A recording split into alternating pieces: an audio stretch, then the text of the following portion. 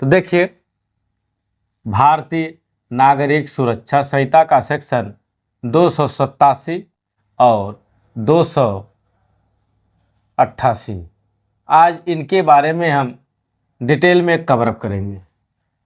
अगर आप पिछली वीडियो हमारी भारतीय नागरिक सुरक्षा संहिता के नहीं देखी हैं तो वहाँ से देख लीजिए, क्योंकि उनको देखेंगे तभी इस सेक्शन को समझ पाएंगे। आज का जो सेक्शन है वह बात करता है समरी ट्रायल का, और यह चैप्टर नंबर अध्याय 22 का चैप्टर है समरी ट्रायल। समरी ट्रायल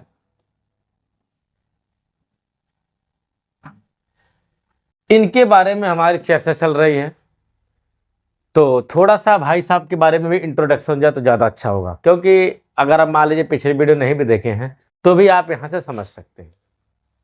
देखिए, ये भाई साहब कहते हैं कि अगर आप हमको पकड़ के चलेंगे तो आपकी जो प्रक्रिया होगी वह सरल हो जाएगी। समरी ट्रायल के माध्यम से किसी भी मुकदमे को सरल तरीके से निपटाया जा सकता है।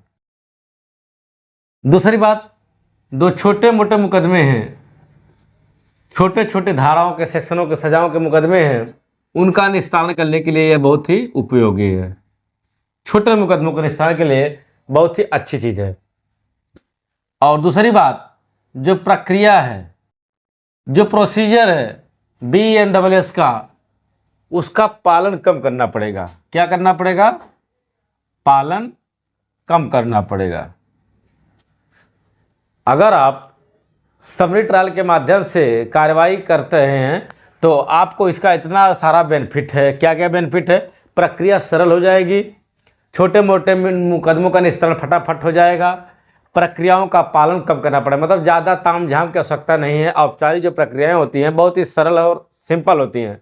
तो छोटे मोटे मुकदमों को, न्यायिक प्रक्रिया को सरल और तीव्र बनाने के लिए हम समरी ट्रायल को पढ़ते हैं, और समरी ट्रायल के माध्यम से ही छोटे मोटे मुकदमे बड़े आसानी से निपटाए जा सकते हैं बिना किसी झंझट और तामझाम के।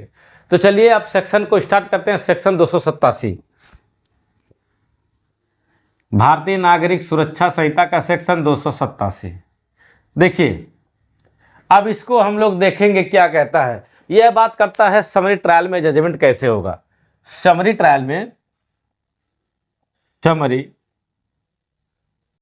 ट्रायल में जजमेंट, समरी ट्रायल में जजमेंट, तो समरी ट्रायल में जजमेंट कैसे होना चाहिए? अगर अभियुक्त क्या करता है? दोषसिद्ध से इनकार करता है, यानी अगर उससे कहा जाए कन्फेशन करो मुकदमे का और वह कन्फेस नहीं करता है, माने जुर्म स्वीकार नहीं करता, कबूल नहीं करता है, वह क्या करता है? जुर्म स्वीकार करने से इनकार करता है, तब की कंडीशन है ये। उस स्थिति में क्या होना चाहिए? प्रस्तुत किए गए जो भी एविडेंस है, उनके सारांश को नोट करना चाहिए। क्या करना चाहिए? एविडेंस के क्या करना चाहिए? बाकायदे क्या करना चाहिए? उसको रिकॉर्ड करना चाहिए, और रिकॉर्ड करने के बाद उसकी समीक्षा होनी चाहिए। और जो आप जजमेंट कर रहे हैं, उसमें इसके निर्णय क्या करना चाहिए? इसके निर्णय को संक्षिप्त में बताना चाहिए, संक्षिप्त में कारण बताना होगा। अगर आप दोष सिद्ध करते हैं उस अभियुक्त का, उस एक्यूज को जो दोष सिद्ध करते हैं, तो उसके एविडेंस को रिकॉर्ड करिए बाकायदे, उसके सारांश को दर्ज करिए, और दूसरी बात, उसके जो निर्णय आप दे रहे हैं उसके खिलाफ, उसका संक्षिप्त कारण को लिखिए बाकायदे। संक्षिप्त कारण को क्या करना चाहिए? लिखना होगा, बताना होगा। और अगली बात, अगर यह सुनिश्चित करें आप, मजिस्ट्रेट की बात है, अगर सुनिश्चित करें कि इस मुकदमे में किसी न्यायिक निर्णय का आधार स्पष्ट हो और प्रमाणिक हो, यानी ये आपको सुनिश्चित करना होगा कि जो सरल प्रक्रिया आप बना रहे हैं, जो मुकदमे में अपना रहे हैं, उसमें न्यायिक प्रक्रिया का या न्यायिक निर्णय का आधार स्पष्ट और प्रासंगिक होना चाहिए। ठीक, अब देखिए सेक्शन 288 क्या कहता है। 287 समझ में आया? एविडेंस को रिकॉर्ड करना होगा बाकायदे, और जो निर्णय है उसको संक्षिप्त तरीके से उसके कारण को क्या करना होगा? स्पष्ट करना होगा, और ये बताना होगा कि जो भी निर्णय आपका है प्रासंगिक है और स्पष्ट तरीके से है। अब चलिए सेक्शन 288 BNSS 288, यह क्या कहता है?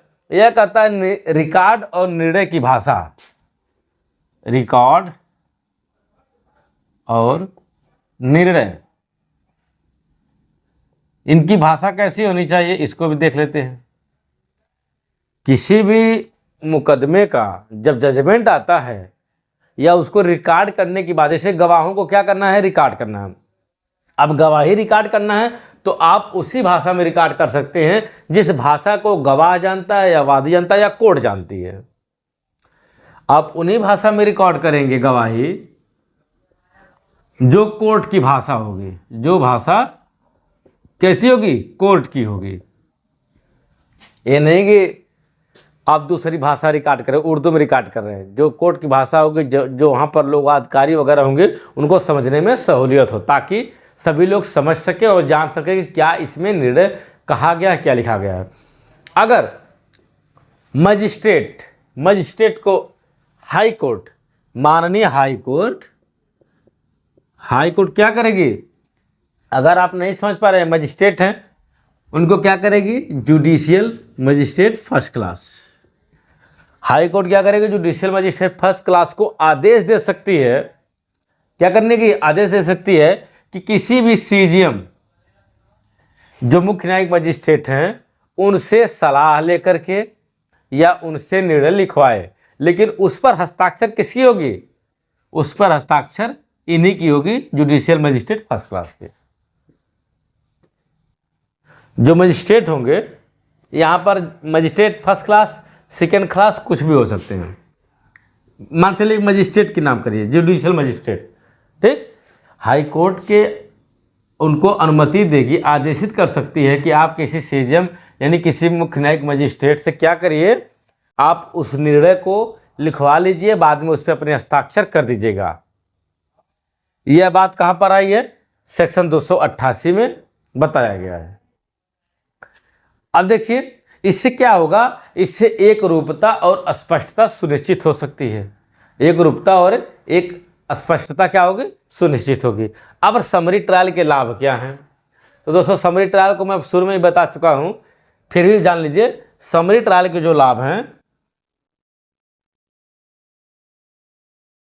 समरी ट्रायल का जो लाभ है, हर वंचित वर्ग क्या होगा? हर वंचित वर्ग के लिए फायदेदायक होगा और न्याय जो है न्याय संगत सजा हो सकती है, यानी कि किसी भी गलत तरीके की सजा नहीं होगी, बहुत ही नॉर्मल सजा होगी, कोई भी व्यक्ति आसानी से काट सकता है और न्यायिक प्रक्रिया में पारदर्शिता का काम करेगा यह समरी ट्रायल।